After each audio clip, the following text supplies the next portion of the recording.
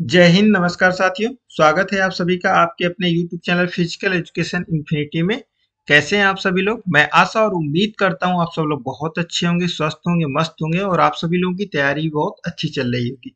साथियों, आज हम आपके लिए कुछ मोस्ट इम्पॉर्टेंट MCQ क्वेश्चन को लेकर के आए हैं और जो क्वेश्चन है वो आपके प्रीवियस ईयर एग्जाम्स जो हुए हैं उनसे क्वेश्चन लिए गए हैं।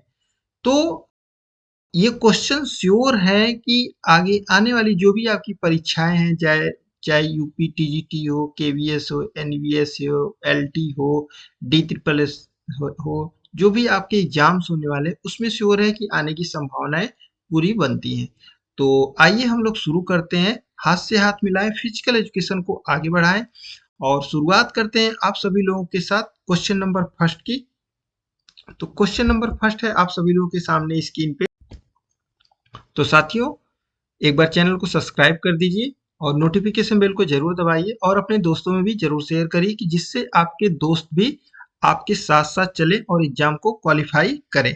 तो क्वेश्चन नंबर फर्स्ट है आप सभी लोगों के सामने स्क्रीन पे कि इंटर स्कूल फुटबॉल चैंपियनशिप को क्या कहा जाता है?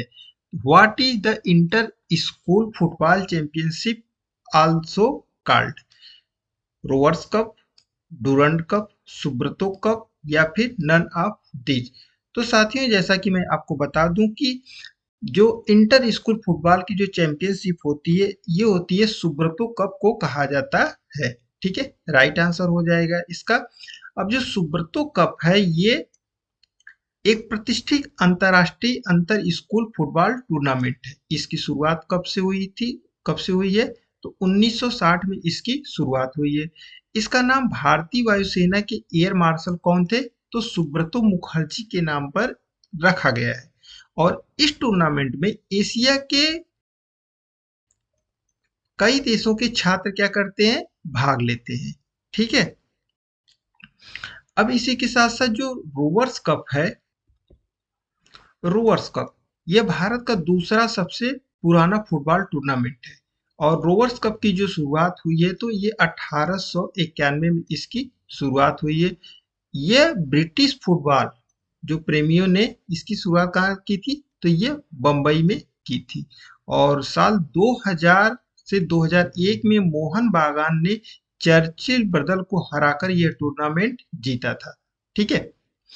जबकि भारी लागत और प्रायोजनों के सौदों की समस्याओं के चलते क्या इस टूर्नामेंट को कब सन 2001 में बंद कर दिया गया? अगर क्वेश्चन पूछ दे कि रोवर्स कप को कब बंद कर दिया तो 2001 में। ठीक है।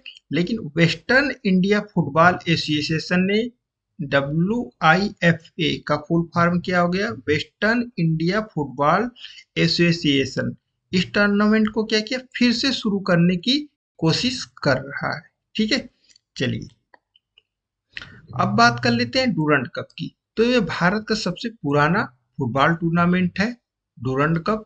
इसकी शुरुआत कब हुई थी? तो 1888 में इसकी शुरुआत हुई थी। कहाँ पे हुई थी? तो शिमला के एना डेल में इसकी शुरुआत हुई थी। ये एशिया का सबसे पुराना मौजूदा क्या है? फुटबॉल टूर्नामेंट है। इसका नाम इसके जो संस्थापक थे कौन?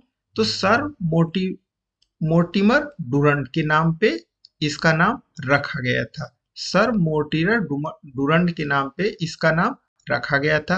और वर्तमान समय में जो भारतीय सेना और अखिल भारतीय फुटबॉल महासंघ मिलकर इस टूर्नामेंट का क्या करते हैं? आयोजन करते हैं। ठीक है। कौन करता है? तो भारतीय वायुसेना और अखिल भारतीय फुटबॉल महासंघ मिलकर के इसका आयोजन करते हैं डूरंड कप का। ठीक है। चलिए नेक्स्ट क्वेश्चन है, बीसीसीआई कब गठित किया गया था?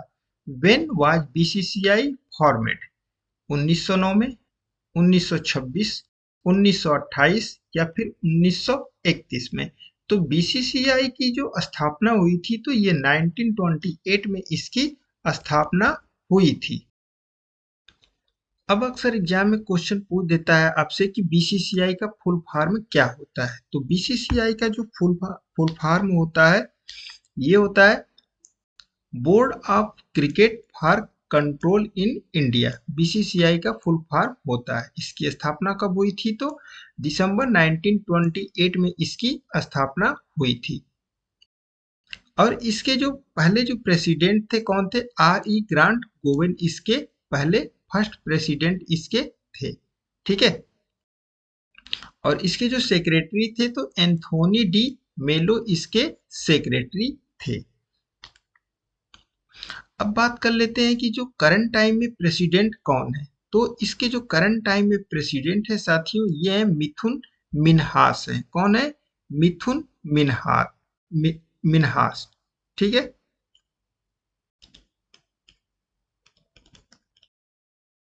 मिथुन मिन्हास ये इसके करंट टाइम में प्रेसिडेंट है। ठीक है, मिथुन मिन्हास याद रखेंगे।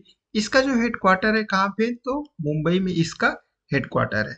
अब बात कर लेते हैं आईसीसी की। तो आईसीसी का फुल फॉर्म होता है इंटरनेशनल क्रिकेट काउंसिल, जिसको हिंदी में क्या कहा जाता है? अंतर्राष्ट्रीय क्रिकेट परिषद कहा जाता है। और इसकी जो स्थापना हुई थी तो 1909 में हुई थी। और करंट टाइम में जो आईसीसी का हेडक्वार्टर है वो कहाँ पे स्थित है? तो इसका जो हेडक्वार्टर है ये दुबई में स्थित है साथी। ठीक ना। क्वेश्चन पूछ देता है कि इसका हेडक्वार्टर कहाँ पे है। और इसी के साथ साथ आपको मैं बता दूं कि इसके जो करंट टाइम में प्रेसिडेंट है आईसीसी के, तो वो कौन है? तो इसके जो प्रेसिडेंट है वो है जय शाह। जय शाह इसके क्या है? प्रेसिडेंट है। ठीक है, आईसीसी के। याद रखेंगे, क्वेश्चन पूछा जा सकता है। ठीक है। नेक्स्ट क्वेश्चन है,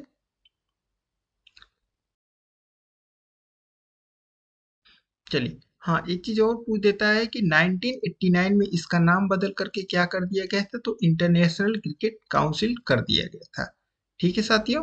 चलिए नेक्स्ट क्वेश्चन है, हॉकी में प्रथम ध्यानचंद पुरस्कार पाने वाला व्यक्ति कौन है? Who is the first person to receive the Dhyanchand award in hockey? Prithipal Singh, Dhanraj Pillay, E Prasad Rao या फिर अशोक दीवान? तो यहाँ पे बात हो रही किसकी? ध्यानचंद पुरस्कार की। तो ध्यानचंद पुरस्कार जो पहले हॉकी में जिनको दिया गया था, ये दिया गया था साथियों अशोक दीवान को दिया गया था। राइट आंसर हो जाएगा। अब ध्यानचंद पुरस्कार की शुरुआत कब हुई थी? तो ध्यान दो, किस पे ध्यान दो? ध्यान दो। ठीक है, तो 2002 में। ठीक है, ध्यान दो से समझेंगे। 2002 में ध्यानचंद पुरस्कार की शुरुआत हुई थी। 2002 में श्री अपर्णा घोष को दिया गया था किसमें? बास्केटबॉल में। श्री साहुराज बी ब्रिजेंदर ये किसके? बॉक्सिंग के। और अशोक दीवान को यह हॉकी में। तो तीन लोगों को दिया गया था। किसको? 2002 में श्री अपर्णा घोष को, बास्केटबॉल की प्लेयर है, याद रखेंगे, पूछा जा सकता है।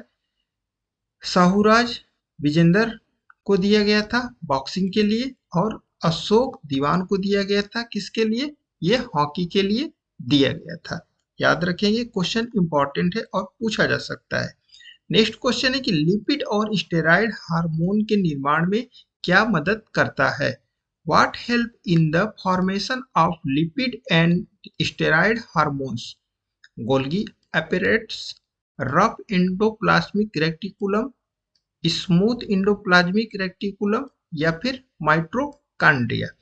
तो लिपिड और स्टेरॉइड जो हार्मोन होते हैं ये मदद करते हैं माइटोकॉन्ड्रिया में मदद करते हैं। राइट आंसर हो जाएगा इस क्वेश्चन का।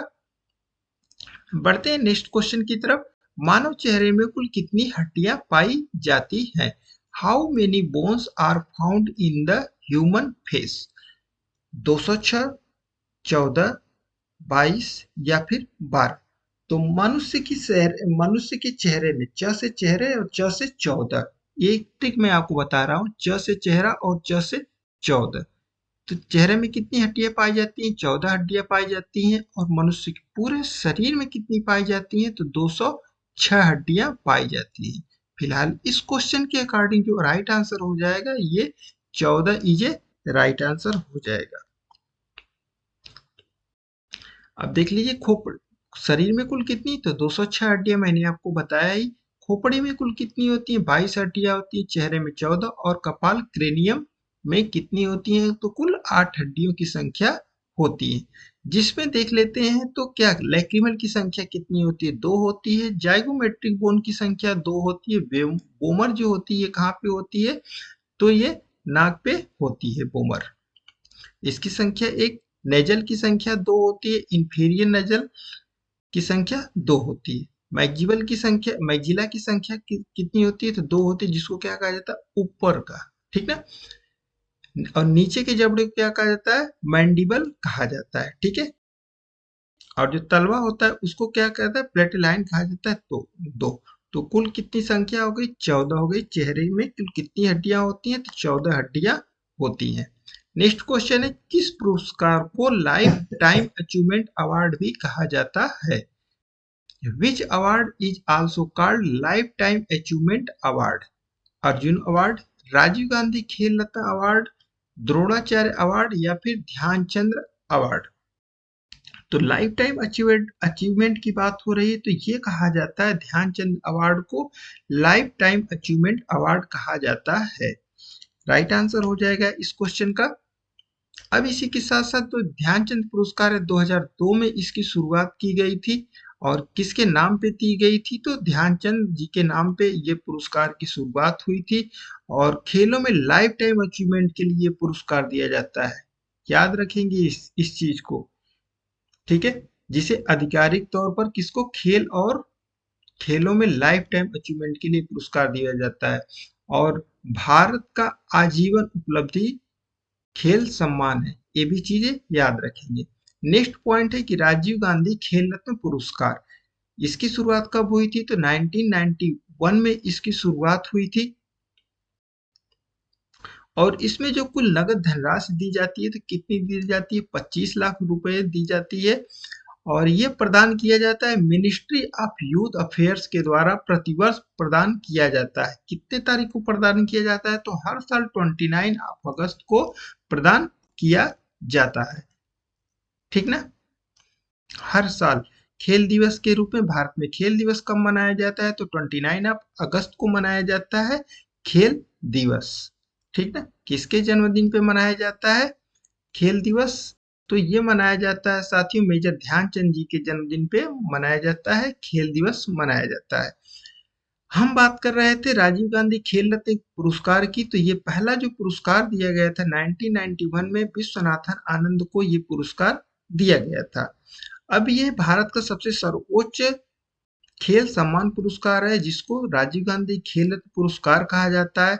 लेकिन सन 2021 में, अगस्त 2021 में इसका नाम बदल करके कर दिया गया, मेजर ध्यानचंद खेल रत्न पुरस्कार कर दिया गया।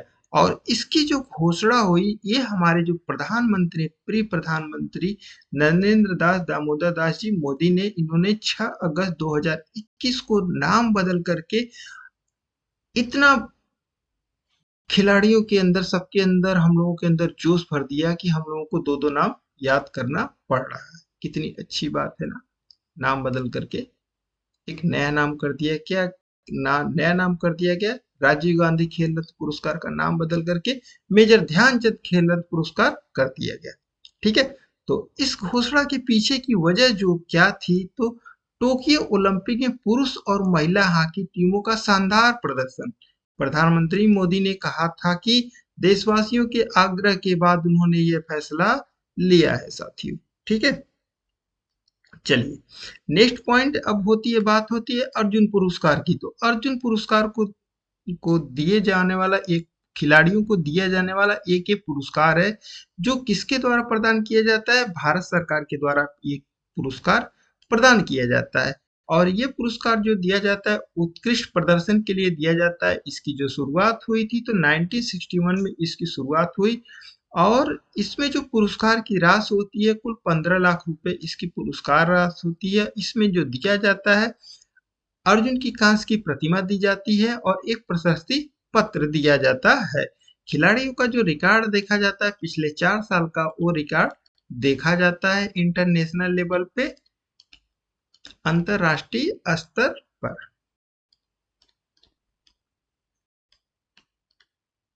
ठीक है, ये पुरस्कार देखा जाता है और दिया जाता है। नेक्स्ट बात आ जाती है किसकी, द्रोणाचार्य पुरस्कार की। ये पुरस्कार कब शुरू हुआ था, तो 1985 में इसकी शुरुआत हुई, द्रोणाचार्य पुरस्कार। और ये पुरस्कार दिया जाता है मुख्य रूप से जो कोच होते हैं, हम लोगों के गुरु होते हैं, उनको दिया जाता है। उत्कृष्ट उत्कृष्ट कोचों को ये पुरस्कार प्रदान किया जाता है।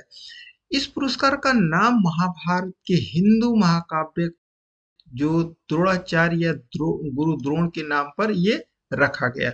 और द्रोणाचार्य को मुख्य रूप से कौरवों और पांडवों के लिए एक सैन्य कला शिक्षक के रूप में ये जाना जाता है। और इस पुरस्कार की राशि जो होती है 15 लाख रुपए नगद धनराशि जो उनको प्रदान की जाती है। और द्रोणाचार्य की कांस्य की प्रतिमा और एक प्रमाण पत्र और एक औपचारिक पोशाक भी उनको प्रदान किया जाता है। ये चीजें सभी खेलों में होती है, पोशाक की बात, ठीक ना। और यह पुरस्कार खेल कोचिंग में उत्कृष्टता के लिए दिया जाता है। ठीक है, जो कोच होते हैं उनका जो एक मेजर गेम होता है उसमें ये पुरस्कार उनको प्रदान किया जाता है साथियों। चलिए नेक्स्ट क्वेश्चन की तरफ बढ़ते हैं। किस प्रकार के नमूने में विषम समूह को पहले समरूप समूहों में विभाजित किया जाता है? In which type of sampling heterogeneous group in first divided into homogeneous group? Cluster sampling, systematic sampling, multi stage sampling या फिर स्ट्रेटिफाइड सैंपलिंग? तो इसका जो राइट आंसर हो जाएगा साथियों ये होगा stratified sampling is a right answer हो जाएगा। क्या, किस प्रकार के नमूने में विषम समूह को पहले समरूप समूहों में क्या किया जाता है, विभाजित किया जाता है। विषम समूह को पहले समरूप समूहों में विभाजित किया जाता है। ठीक है, जिस नमूनाकरण विधि में विषम हेट्रोजेनियस समूह को पहले समरूप समूहों में क्या कहते हैं, स्तर या स्टार्टा कहते हैं, में विभाजित किया जाता है, उससे स्तरीकृत नमूना क्या मतलब स्ट्रेटिफाइड सैंपलिंग कहते हैं, ताकि प्रत्येक उपसमूह से प्रतिनिधित्व सुनिश्चित हो सके और जनसंख्या की विविधता नमूने को ठीक से दिखे। ठीक ना, जैसे क्या बोलते हैं विभाजन क्या होता है, स्टैंडर्डिफिकेशन। सबसे पहले पूरी विषम जनसंख्या जैसे आयु, आय, लिंग को समान विशेषताओं वाले छोटे समरूप समूहों स्तरों में क्या करता है, बांटा जाता है। नमूना जो नमूना चयन जिसको क्या कहा जाता है, तो ये सैंपलिंग कहा जाता है। फिर प्रत्येक स्तर से आनुपातिक या समान संख्या में नमूनों में चुने जाते हैं। ठीक है, मे बी आई थिंक आपको समझ में आ गया होगा। नेक्स्ट क्वेश्चन की तरफ बढ़ते हैं। कौन सा बल सर्कल के केंद्र से दूर या बाहर की ओर कार्य करता है? Which force act away from और outward the centre of the circle? ठीक है, बात क्या हो रही है, जो सर्कल है सर्कल के सेंटर से दूर या बाहर की ओर, जैसे ये सर्कल आपका बना हुआ है यह है, इससे बाहर की ओर की बात हो रही है। तो क्या सेंट्री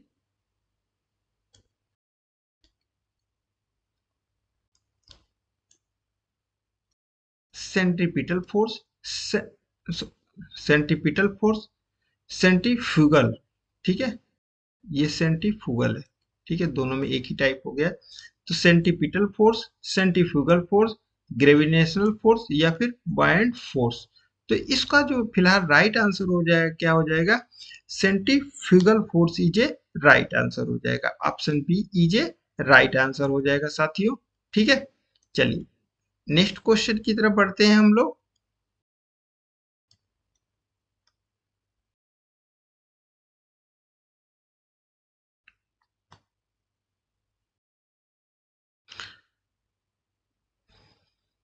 अब ये सेंट्रीफ्यूगल फोर्स को हिंदी में क्या कहते हैं, अपकेंद्री बल कहते हैं। यह एक ऐसा आभासी बल है जो किसी गतिशील वस्तु को केंद्र से दूर भगाने की प्रवृत्ति देता है। क्या है, केंद्र से दूर भगाने की प्रवृत्ति देता है। यह बल अभिकेंद्री बल के समान और विपरीत दिशा में क्या करता है, काम करता है। ठीक है, चलिए जो सेंट्रीपिटल फोर्स होता है ये क्या करता है, इसको हिंदी में क्या कहते हैं, तो अभिकेंद्री बल कहते हैं। और यह एक ऐसा बल है जो किसी पिंड को वृत्ताकार पथ पर चलने के लिए मजबूर करता है। यह बल पिंड के तत्क्षणिक वेग को लंबवत दिशा में गतिपथ के केंद्र की ओर क्या करता है, ये लगता है साथियों। ठीक ना, चलिए अब बात कर लेते हैं गुरुत्वाकर्षण। आपके ऑप्शन में था ग्रेविटेशनल, पदार्थों द्वारा एक दूसरे की ओर आकर्षित होने की प्रवृत्ति है। गुरुत्वाकर्षण के बारे में पहली बार गणितीय सूत्र देने की कोशिश आइजैक न्यूटन द्वारा की गई थी। एक पॉइंट आपका यहाँ पे भी बन जाता है। ठीक है, किसके द्वारा, आइजैक न्यूटन के द्वारा। ठीक है, जो आश्चर्यजनक रूप से क्या है, ये सही है। ठीक है साथियों, नेक्स्ट क्वेश्चन है आपके सामने कि प्राइसेस, चिकित्सा में एस का क्या मतलब है। What does S stand for, ये prices medicine, stretching, sliding, stabilising या फिर स्टेटनिंग। ठीक ना, तो प्राइसेस में पूछा जा रहा है किसका मतलब, एस। तो एस का मतलब होता है stabilising, is a right answer हो जाएगा इस क्वेश्चन का। ठीक है, अब यहाँ पे देख लेते हैं कि पी फार क्या होता है, प्रोटेक्शन होता है। आर फार होता है रेस्ट होता है। आई फार आइस होता है। सी फार कंप्रेशन होता है। और ई फार एलिवेशन। और एस फार क्या होता है, स्टेबलाइजिंग होता है। फिलहाल आपके क्वेश्चन में अगर प्राइस नहीं है तो राइस जरूर आएगा। ठीक है, इन दोनों में से एक चीज जरूर आएगा, प्राइस नहीं तो राइस जरूर पूछता है। ठीक है, ओके, याद रखेगा ये सब पॉइंट के बारे में आपको याद करना जरूरी है। एज यू विश, आपकी मर्जी, अगर आपको आता है तो बहुत अच्छी बात है, नहीं आता है तो फिर कोई बात नहीं, आप जानकारी को स्किप कर सकते हैं, एज यू विश।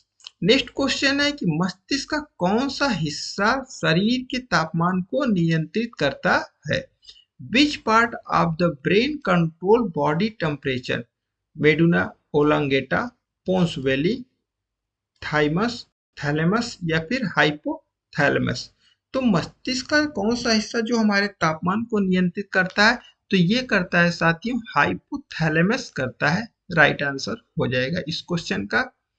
साथियों ये कुछ थे मोस्ट इंपॉर्टेंट क्वेश्चंस और point. Maybe I think आप सभी लोगों को ये वीडियो अच्छी लगी होगी। अगर आपको ये वीडियो अच्छी लगी तो प्लीज वीडियो को लाइक करिए और अपने दोस्तों में भी जरूर शेयर करिए, जिससे मुझे मोटिवेशन मिलता है और हम आपके लिए एक न्यू वीडियो लेकर के आते रहते हैं। ठीक है, आप हमारे चैनल को जरूर ज्वाइन करें, फिजिकल एजुकेशन इन्फिनिटी को। ठीक है,